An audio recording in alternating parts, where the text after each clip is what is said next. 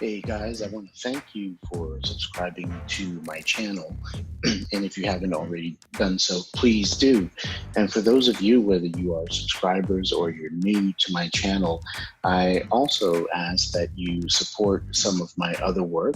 What you're seeing in front of you is some of the many books that I have written in the past. So here are a few titles. Our Status Quo is Crumbling, Meaningful Work, The Do-It-Yourself University, and the Era of Yips, Your Interdisciplinary Problem Solver. So these are some of the books that I have written and self-published in the past, and they're all available on Amazon.com. And if you have Kindle Unlimited, you actually can download and read my books for the low price of $0. Okay, so this will help me out in supporting my work so that I can continue to bring good quality videos. And so this video is going to be taking a different approach from the norm. I won't be working on code or software development today. Instead, I'm going to be discussing what is wealth and the accumulation of capital. In addition to being a software developer, I've also been a business owner, and some of you may know me as a former urban farmer or market gardener. And so I'm going to go ahead and just get into it. So historically, we've measured wealth by the accumulation of productive capital. And so let me see if I can actually write that down. So because I'm going to be throwing out some big words out there. So accumulation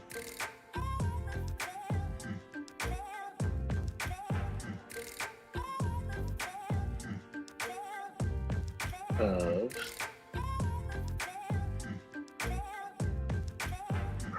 productive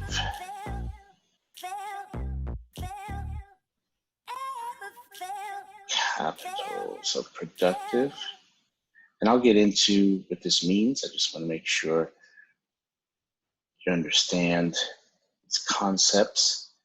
And so another thing that you guys may not know about me is that aside from being a software developer, I also have a master's in regional economic and social development.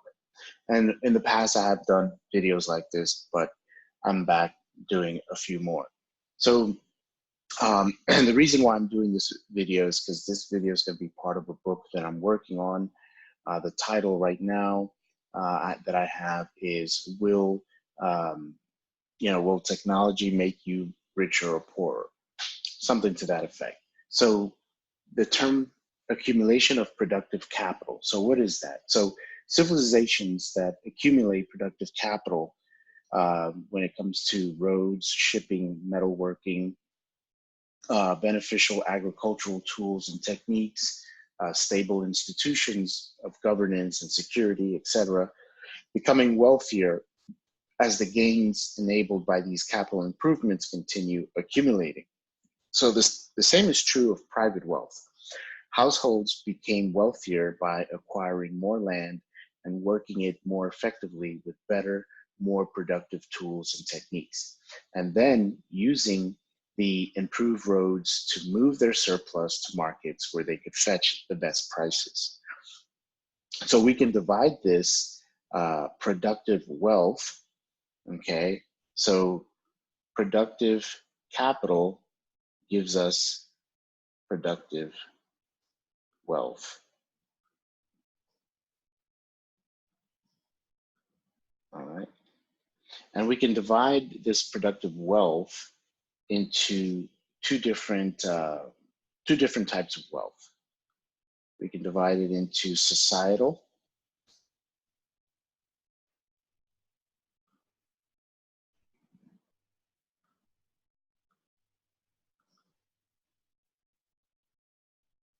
right? So it's societal wealth. Okay, and so what is societal wealth? So societal wealth is available to everyone. It's a form of the commons, or the assets held by the community, state, or empire for the general use of all inhabitants. And so this is also known could be also known as publicly beneficial capital. And I'll give you some examples of that. Publicly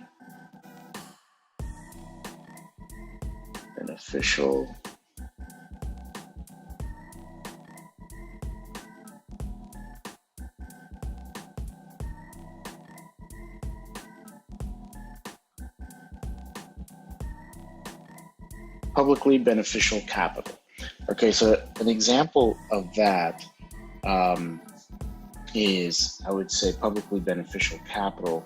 I would say here in the United States, where we have the National Park Service, where as citizens of the United States, we can go for a very low fee, or for even a season pass that's good for all year. We can visit our national parks and stay there for as long as we want, and enjoy nature for as long as we want, learn from nature, get healthy, get back to health thanks to nature, through the use of and our patronage of parks. Another publicly beneficial capital that we have here in the United States is related to hunting.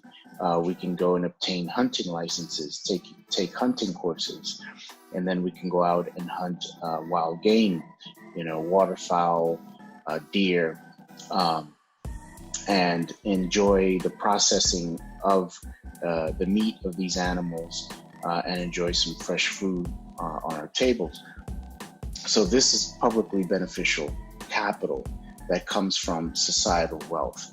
Now, there's another kind of wealth, the second one. Remember, I said that for productive wealth, you can break it down to two types: the societal, and then there's private. Okay. And so what is private wealth? So private wealth is held by individuals, families, institutions such as guilds, religious groups, and so on.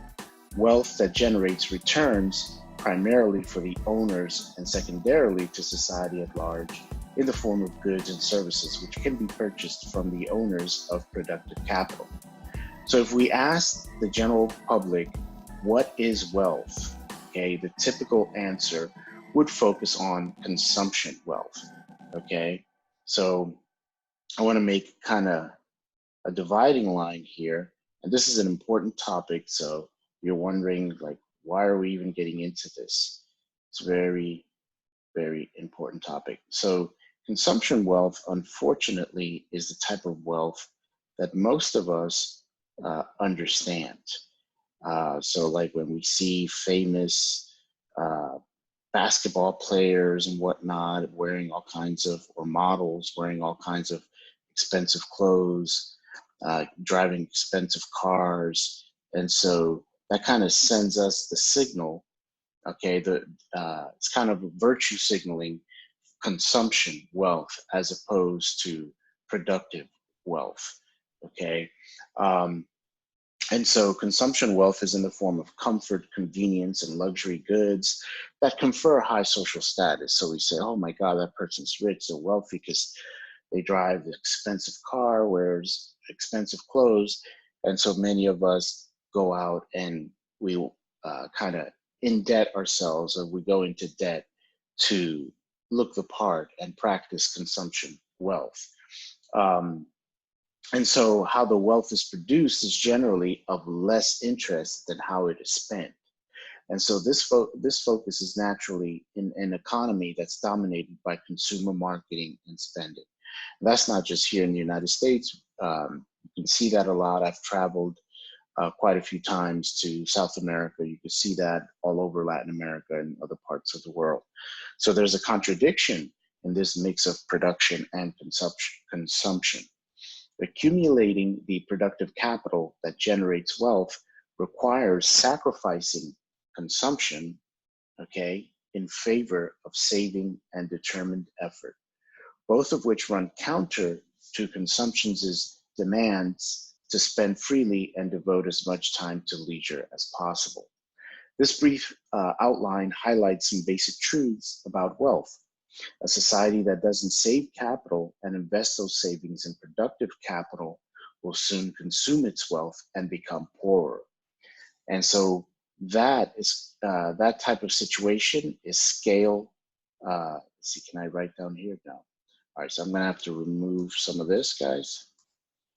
And so that type of situation that I just mentioned is scale invariant. And I'll explain what scale invariant is in a moment. So as soon as I take the 5 minutes to write this, I'm kidding, it does kind of take a bit. So scale invariant. So what does that mean? What is scale invariant? So scale invariant basically means that it is equally true of empires and households alike. So going back to what I was saying, a society that doesn't save capital and invest those savings in productive capital will soon consume its own wealth and become poorer. And I said that that is scale invariant, meaning that that is true whether it's an empire that's engaging in this behavior or whether it's a common household engaging in this behavior. A society that doesn't accumulate capital that benefits everyone while enabling the unlimited expansion of private productive capital becomes an asymmetric society of a small class of very wealthy owners of capital and a mass of laborer consumers who own little productive capital and are thus poor. And what's a great example of that? Again, I mentioned I've traveled to South America, so many countries in Latin America are excellent examples of societies that have gone this route, where the unlimited expansion of private productive capital has become asymmetric. Only a small class of very wealthy owners of capital have capital, and then the masses are just laborers and consumers who own little productive capital. They do have many businesses, but then there's another topic where these businesses, there's not good record keeping in these small businesses. So we don't really know for the small business owner in places, in countries of Latin America, how profitable or how valuable their businesses are. So, but that's another topic. So if capital is invested in private palaces and temples, for example, rather than in public roadways, secure trading routes, and so on, then the publicly beneficial capital doesn't exist. The majority will be poor for two reasons. They own little productive capital, and in such a capital poor society, they lack the means to earn enough money to save and invest in productive capital. The relative wealth or poverty of the majority is largely influenced by the organization of trade and markets. So if the society is dominated by captive markets, and so that's a new big word. So captive, and of course I'll get into what that is. Okay, captive markets.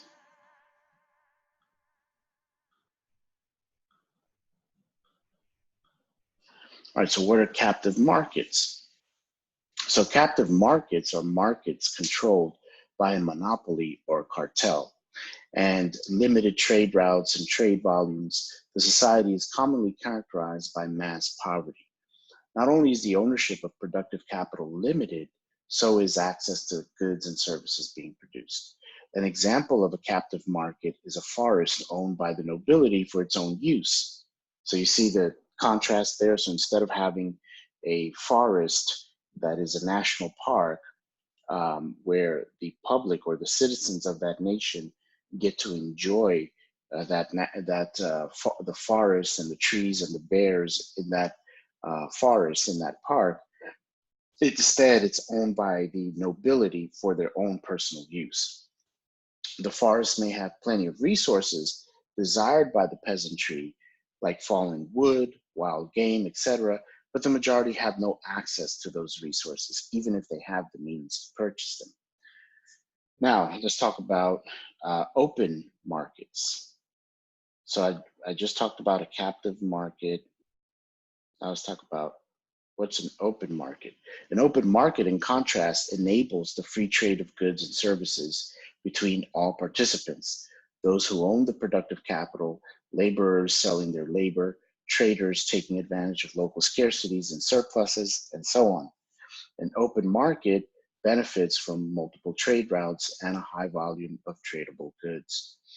But ownership of productive capital is only half the picture. The other half is the accessibility of goods and services. Accessibility. Okay, so accessibility of goods and services produced by that capital by the majority. Okay, and so last but not least, I'll get into characteristics of wealthy versus poor society. So I'm going to erase some of this stuff. So if you guys are enjoying this so far, please make sure you take notes because I'm about to erase some of this. And don't forget to subscribe to my channel. Consider purchasing some of my books where I get more into this stuff. All right. And so what are we talking about? Characteristics of wealthy versus poor societies. In fact, I'm not gonna write that. Let's just get into it. So a society in which most of the productive capital is owned by a handful of wealthy families and companies can generate widely accessible wealth for all inhabitants if most of the private wealth is invested in publicly beneficial capital. Again, invested in publicly beneficial capital, okay? Such as free transportation routes, public health measures such as clean water, open markets for goods and labor, access to credit, secure trade routes, and so on. If this society also nurtures a culture of competent governance, general security, legal protection of private property, defined rights of employers and employees, etc., and social mobility, that is, anyone can better themselves no matter how lowly their initial status in society may be or may have been, then this cultural capital will greatly increase the accessibility of publicly beneficial capital. Okay, so that creates, try to write this, that creates cultural capital. Okay, cultural capital. All right. So all of these publicly beneficial forms of capital characterize the early Roman Republic and Empire. They had secure travel and trade routes. They had open markets. They had reasonably competent governance. They had broad accessibility to public capital in the form of clean water, public baths, markets, and forums, and defined citizens' rights along with many forms of social mobility. Alternatively, societies characterized by wealth that is hoarded by a tiny class of ruling elites, namely gold stored in vaults of palaces, resources reserved exclusively for the elite, little capital invested in publicly beneficial assets, are captive markets with poor security, little trade, low social mobility, and uneven governance. And that is all signs of poverty, of a poor society. So now let's talk about a different type of capital, which is natural capital. So I've talked about societal capital, private capital, which societal capital and cultural capital are related in that it creates publicly beneficial wealth. Now let's talk about natural capital. So natural capital of a region plays an essential role in the wealth or poverty of a society. Natural capital includes the resources that can be harvested, mined, or extracted, such as forests, metal ores, coal, and fresh water, as well as the predominant weather patterns, fertility of the soils, the geography of rivers and valleys that make trade easy or difficult, and so on. Even the diversity of microclimates within the region is a form of capital, as greater diversity enables specialized crops and beneficial trading within the region. So history offers many examples of societies that depleted their natural capital and then collapsed once they consumed their inherited natural wealth. Okay, We have a recent case, Venezuela. They haven't depleted their their oil resources, but they mismanaged it, and so now there's no one competent enough to manage that natural resource and that natural capital. And so what should be natural resource that's helping the country is now actually hurting them. So depletion of soils and energy sources often leads to warfare and the spread of disease once inhabitants no longer have enough food to keep healthy. And ruling elites seek to conquer the remaining resources of nearby polities to maintain their own consumption. Fluctuations in weather, trade, and climate can exacerbate depletion by spreading new pathogens to populations that lack immunity, reducing crop yields. Societies dependent on high levels of natural resource extraction often falter when depletion leads to declines that cannot be compensated with imports or substitutions. So there are no substitutes when rainfall declines, when forests have been chopped down and mines are depleted. And so much of what we perceive as human generated wealth, okay, is actually our inherited natural capital being consumed. Sustainability of a society's consumption of natural capital is thus a critical factor when measuring wealth. If natural capital is declining, this fact alone will offset any gains made in financial capital. So not only can non-renewable resources be depleted, but even renewable resources such as fisheries and forests can be destroyed by overuse. Surpluses extracted from natural capital can be traded for gold, but once natural capital is depleted, there are no surpluses left to trade. And so a hoard of gold may be able to buy grain for a season or two, but no amount of gold can reverse long-term drought. No amount of gold can renew depleted soil or conjure up resources that have been consumed. If a society is spending its natural capital at an accelerating rate, the consumption of what cannot be replaced generates a temporary illusion of wealth. If the ledger of wealth includes natural capital that's being depleted, then the society may be becoming poorer, even as it revels in a last dying splurge of overconsumption, in effect, fiddling while Rome burns. So if a society is consuming more than it sustainably produces, it is becoming poorer, regardless of the financial illusions of wealth generated by consumption. If their productive capital is eroding, regardless of the cause, depletion, overconsumption, etc., impoverishment is the inevitable result. Conversely, societies that are accumulating sustainably productive capital, okay, so I talked about, again, productive capital or productive wealth. But it's not just, we can't just stop there. It's not just productive capital, okay? It has to be, oh, that's a U right there, by the way. It has to be sustainable, okay? So if a society is engaging in sustainable, or a business, this can apply to business, sustainable productive wealth, okay, or sustainable productive capital, then that society becomes richer. Okay, so I hope you guys enjoyed this. I think the concepts I went over here, you may think like, what the heck was this? This applies if not only you're in software development, but you have an entrepreneurial streak like myself, you've owned a business or you're thinking about owning a business. These are very important concepts to understand, high-level concepts as you go into putting together your business model and starting a business. So I hope it was helpful. And again, all these concepts will be part of a book that I will be producing at some point between now and the end of this year. I'm not sure when it will be out again, but I have other books that talk about similar concepts. And they're all available here on Amazon. So please check those out. support my work so that I can continue bringing you guys some free content. And so don't forget to subscribe, and I'll see you soon.